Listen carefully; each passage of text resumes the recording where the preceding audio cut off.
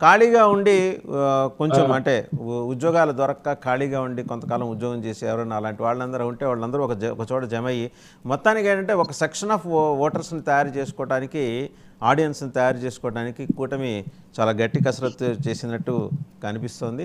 ఈ అంశానికి సంబంధించి రామ్ కుమార్ గారు రామ్ కుమార్ గారు నమస్తే వాసుదేవ్ గారు. నమస్తే. చాలా అంటే హాయిగా అనిపించింది నా మేనిఫెస్టో చూస్తుంటే. దాంట్లో అంటే apart from all these financial commitments అండి, మెగా డిఎస్సి మీద తొలి సంతకం అనే దిశగా మరి మేనిఫెస్టోకి సంబంధించి చంద్రబాబు నాయుడు గారు చేసిన ప్రకటన కొంత అంటే వాస్తవానికి దగ్గరగా ఉన్నట్టు అనిపించింది. మిగిలినవి దూరంగా ఉన్నాయో లేదో నేను చెప్పలేను, కానీ అదైతే కొంచెం దగ్గరగా ఉన్నట్టు అనిపించింది. మీరేమంటారు? మెగా డిఎస్సి వినపడుతుందండి. నమస్తే వాసుదేవ్ గారు, అలాగే మిగతా మిత్రులు కూడా డిబేట్ లో ఉన్న వాళ్ళకి. మెగా డిఎస్సి మాత్రం సూపర్ అండి, అదే కావాల్సిన నీడ్ ఆఫ్ ది అవర్. గత 5 ఏళ్లలో ఒక్కసారి కూడా జగన్మోహన్ రెడ్డి గారు అంటే ఎవ్రీ ఇయర్ జాబ్ క్యాలెండర్ వదులుతానని 2 లక్షల పైచీలకి జాబ్స్ ఇస్తానని చెప్పి ఈ సంవత్సరం ఇప్పటిదాకా గత 5 ఏళ్లలో కేవలం 10,143 ఉద్యోగాలు ఇచ్చారని చెప్పి మా యూత్ ఆధ్వర్యంలో 2-3 సార్లు ధర్నాలు, అరెస్టులు కూడా జరిగాయి. దీనికోసమే కూడా ప్రజలందరూ ఎదురు చూస్తున్నారు. ఇది కావాల్సింది రాష్ట్రానికి. ఎందుకంటే వీళ్ళు ఎవరు జాబ్ రాళ్ళు చేసుకుని వాళ్ళ కాళ్ళ మీద వాళ్ళు నిలబడితే కదండి మిగతాది అంతా ఫ్రీ బీస్ కన్నా కూడా ఇది ఇంపార్టెంట్ ఆస్పెక్ట్.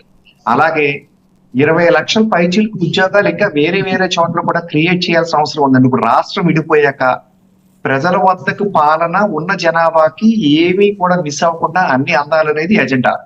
జిల్లాలు కూడా 26 అయిపోయినాయండి 13 నుంచి. ఇప్పుడు ప్రతి జిల్లాకి ఒక ఎగ్జాంపుల్ చెప్తాను వాసుదేవ్ గారు.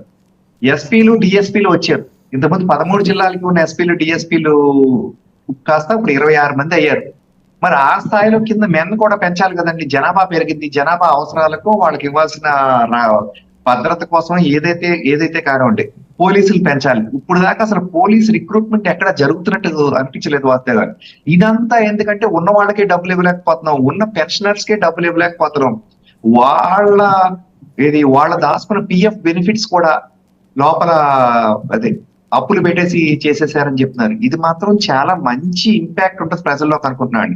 ఇంకొకటి అన్నిటికన్నా కూడా పల్లెటూళ్ళంతా కూడా ల్యాండ్ టైటిలింగ్ యాక్ట్ మీద చాలా కోపంగా ఉన్నారండి. ఏమన్నా అంటే మా మీద తోసేసి ఏదో మొన్న ఎక్కడో చెప్తున్నారు, వత్స గారా ఇంకొక మంత్రి గారు ఎవరో కాదు, ధర్మాన గారు, ఇది సెంట్రల్ స్టార్ట్ చేసిందని. ఇది కాదు, ముందుగానే వీళ్ళే స్టార్ట్ చేశారని నేనంతా కూడా బయటికి తీస్తే డేటా వచ్చింది వాసుదేవ్ గారు.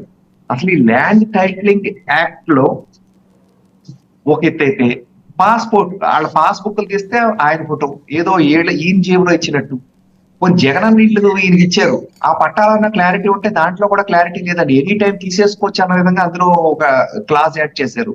ఇచ్చే సెంటు భూమికి, ఆ సెంటు భూమి కూడా వేసే రోడ్లు సెంట్రల్ గవర్నమెంట్ ఇచ్చే, అందులో కట్టేది ప్రధానమంత్రి ఆవాస్ యోజన, అక్కడ డ్రైన్లు, కుళాయిలు అన్ని కూడా సెంట్రల్ గవర్నమెంట్ ఇచ్చే స్కీమ్ ద్వారా ఇస్తున్నారు.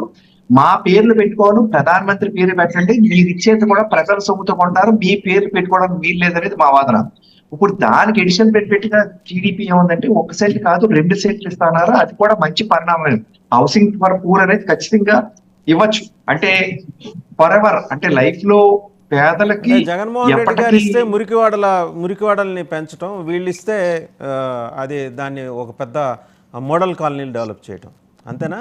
అంటే అలా కాదు వాస్తవ. అక్కడ ఇచ్చే 1 సెంట్కి ఇక్కడ ఇచ్చే 2 సెంట్స్కి డిఫరెన్స్ ఉంది కదండి. మీరు చెప్పిన దాని నుంచే కొంచెం దూరంగా వెళ్దాం. ప్రధానమంత్రి ఆవాస్ యోజన కింద 25 లక్షల ఇల్లు ఈ రాష్ట్రానికి ఇస్తే కంప్లీట్ ఏరియా డిస్ట్రిబ్యూట్ చేయొచ్చు కదండి. చెదలో పొట్లో అలా పాములు తిరిగే కన్నా కొంతమందికి ఇచ్చేస్తే ఈ 4 నెలల్లో కొంతమందికి అందులో ఉండేవారు కదా. మీకు తెలియదు కాదు, మీకే వేరే ఊళ్ళో ఇల్లు ఉంటే అందులో ఎవరు లేకపోతే అద్దె కన్నా కూడా అక్కడ ఎందులో ఎవరో ఒకరు ఉంటే శుభ్రపరుస్తారు అనేది